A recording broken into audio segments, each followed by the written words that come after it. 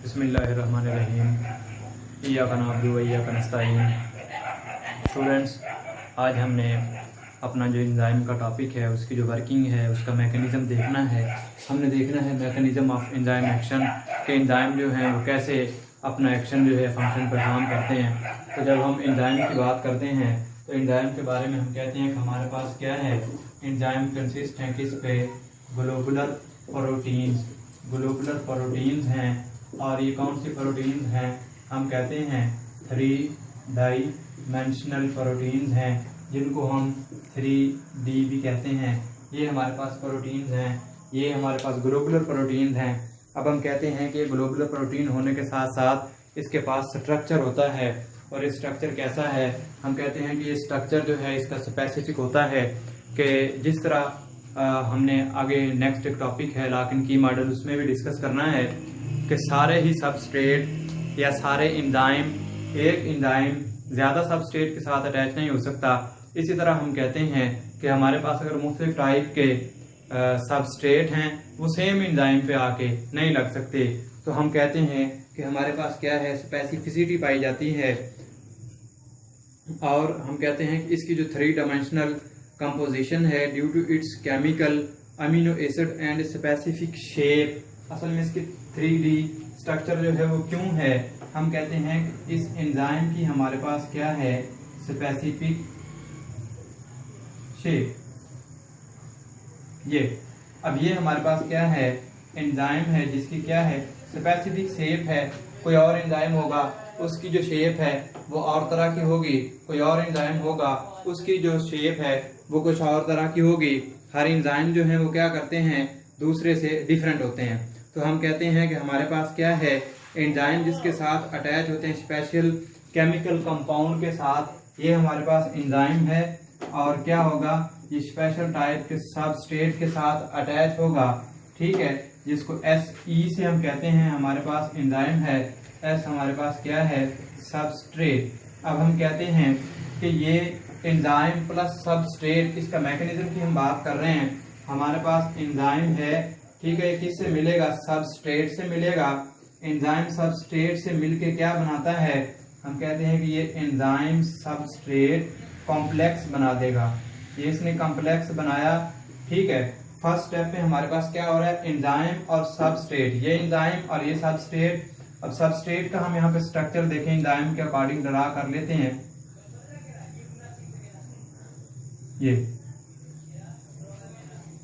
ठीक हो गया, ये हमारे पास क्या है, सबस्ट्रेट।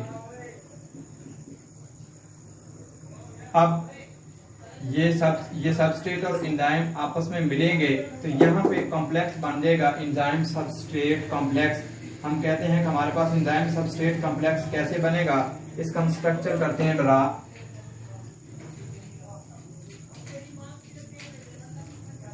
ये एंजाइम आ गया और इसके साथ क्या होगा, अब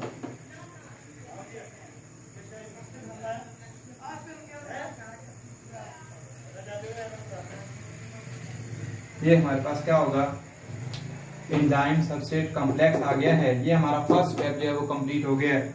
नेक्स्ट स्टेप में हमारे पास क्या होगा कि एंजाइम अलग और पी से, एंजाइम जो है ये फ्री स्टेट में एंजाइम है, फ्री एंजाइम हमारे पास मिल जाएंगे। और ये क्या है, जो हमें चीज रिक्वायर थी, प्रोडक्ट, हमें प्रोडक्ट भी मिल गई। एंड पे जो सेकंड स्टेप है इसका क्या होगा कि पहले स्टेप में एंजाइम मिलता है सबस्ट्रेट के साथ, एंजाइम सबस्ट्रेट कॉम्प्लेक्स बनाता है। नेक्स्ट स्टेप में हमारे पास ये जो एंजाइम सबस्ट्रेट कॉम्प्लेक्स है प्रोडक्ट में चेंज हो जाएगा, कन्वर्ट हो जाएगा, और एंजाइम हमारे पास क्या है, ये फ्री स्टेट में मिल जाएगा। ठीक हो गया जी। हम इसके बारे में कह रहे हैं कि एंजाइम और सबस्ट्रेट ये जिस तरह के हमारे पास अब क्या है, नेक्स्ट स्टेज में क्या होगा कि हमारे पास ये जो मिल रही है हमें, ये ठीक हो गया।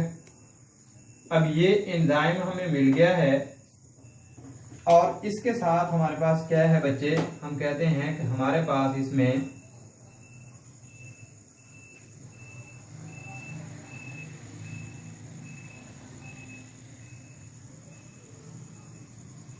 ये प्रोडक्ट भी हमें एंड पे मिल गई।